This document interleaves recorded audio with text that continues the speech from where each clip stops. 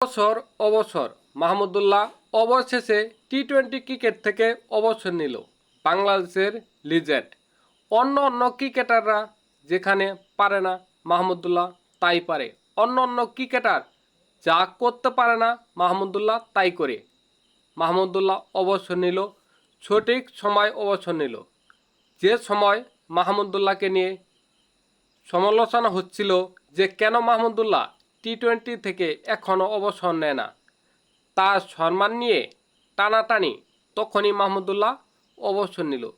যাতে মাহমুদুল্লাহর সম্মান থাকে, যাতে মাহমুদুল্লাহ সম্মান পায় এবং বাংলার মানুষের মনের ভিতর থাকতে পারে।